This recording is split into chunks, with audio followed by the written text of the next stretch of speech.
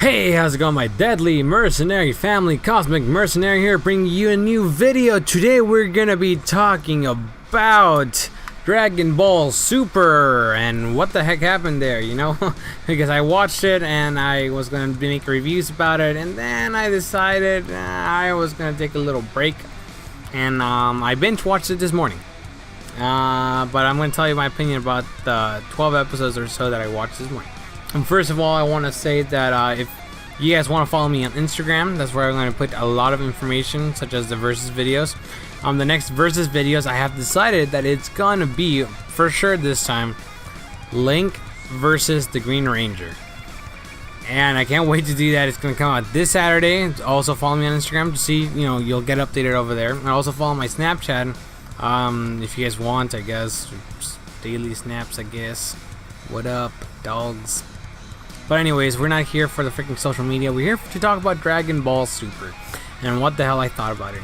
So last time I left off in Dragon Ball Super, I was in the point where Goku went to go talk to 17 to see if he would join the tournament. He refuses. Then some alien poachers come and try to poach the animals, and then 17 says, "Yeah, of course. Let me just, yeah, I'll just go with you."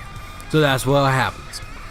And I started watching it from that point on, and it was pretty interesting seeing how the Sea Fighters, or the Sea Fighters, the hell I'm talking about, the Sea Warriors, I'm sorry, not the fighters, the Warriors, like the Golden State Warriors, it's with the Z. Okay. The Sea Warriors are actually training, or they've been training, or they've been in a constant state of training.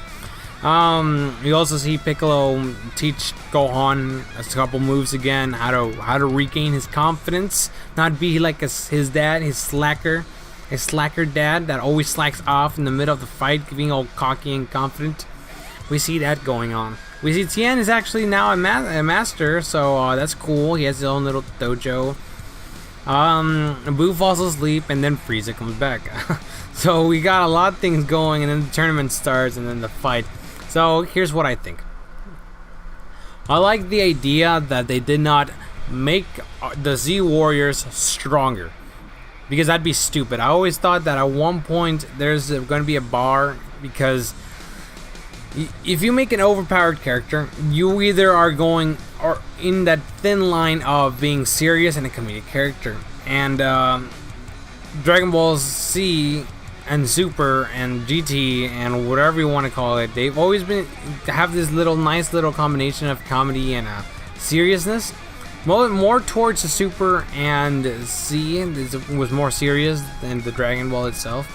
But when you're trying to make an overpowered character, for example, Saitama, it's more towards the comedy side. And if they make our Z fighters more powerful, and we're then with just this repeating cycle of, oh, I have just become stronger, here's a stronger opponent, and then, oh no, wait, I beat that opponent, and then the next arc is going to be a stronger opponent, and we've already seen this in Dragon Ball Z.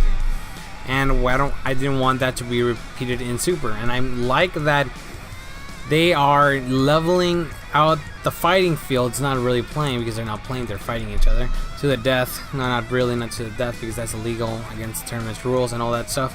So that's one thing, but besides that, you know what I mean. They're fighting in a very stable environment for such their strengths, and they can build off of that. The aspects that I like the most is that they try to conquer their mental state of being, and such as Master Roshi trying to stop being a pervert. It was really funny to see that, and it was really nice to see that they were able to practice, because they only had like 24 hours or so, like a whole while to or I forgot how many hours really, but they had a time, but they didn't have enough time to train like they did in the Cell games or any of that. I guess Vegeta was the only one with time to train. I guess Vegeta had a whole year to train in the hyperbolic time chamber, but he destroyed it, so now he lost his privileges to that time traveler. What do you call it? The Lion Chamber Sonic Driver. Another thing that I heard way before I started watching this episode was the return of one certain character, and that certain character was Frieza. That's my best Goku impression in Japanese. Or whoever it sounds like, yeah, go for it. And if it sounds like Krillin, then it's a Krillin impression. If it's Vegeta, then it sounds like a Vegeta. And I was trying to do Vegeta. It's a voice fluid. If we're going with that kind of thing, it gets whatever you want it to be. But Frieza comes back, and I like it. I saw a lot of people like, oh no, this is a bad idea, and they're just beating a dead horse. No, but I like it just because it was a character that has been already introduced, and bringing him back means that they didn't just want to use Frieza for the Return of Frieza arc, and I really appreciate that they're bringing him back. It really gives the tournament, at least for the Goku's universe, a little bit of like, oh my gosh, like what's gonna happen is Frieza is literally gonna like turn his back on the universe. He is, as it was mentioned, he's a psychopath and he doesn't really gives a damn about his universe.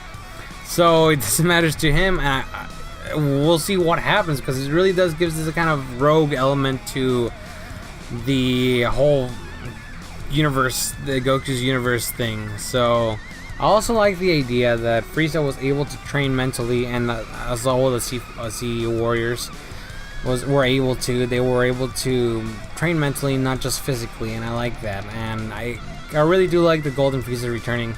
I want to see two things happen. I want to see the rogue element. I want to see what the hell he has in plan for Goku and his friends.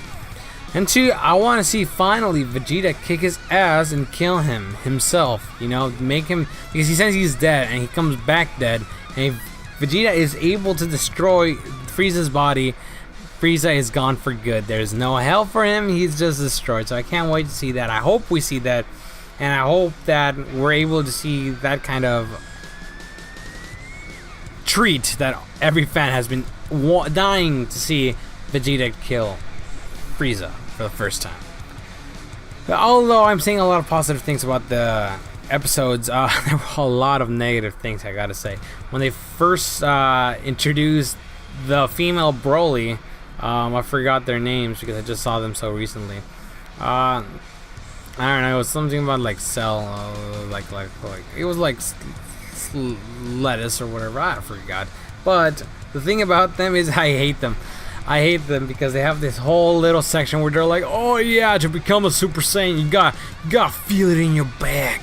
You gotta feel it deep into your back. It gives you this little tingly feeling, if you know what I mean. Just tingle your back and you'll become a Super Saiyan. And that's basically what they do in that when they're trying to show off the Super Saiyan thing, and I'm like, that's not how you turn Super Saiyan. That is so wrong in so many ways. And then the female Broly is just like has a crush on the other chick, and it's like, oh, it turns female Broly. Oh, you gotta watch out! You gotta watch out! So that's one thing I don't like about that arc so far.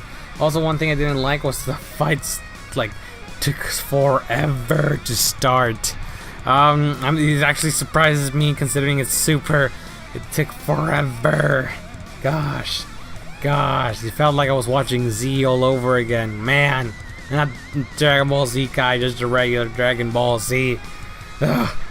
But overall, the arc is going fine. I can't wait to see what's going on. I also want to see a little bit more of the Sea Fighters. Right now, we've been seeing a lot more Vegeta and Goku. The Sea Fighters are kind of just like, oh, let's just stay in this little, like, let's just stay next to the pillar, and then if people attack us, we attack back, but if they don't, just chill.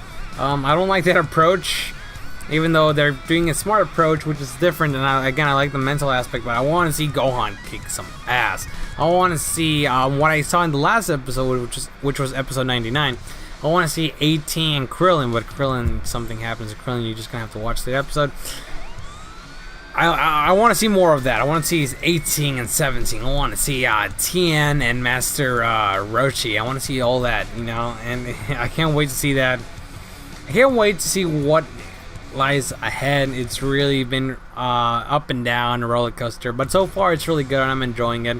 I'm enjoying it a lot more than some of the other arcs in the series, but that's just my opinion.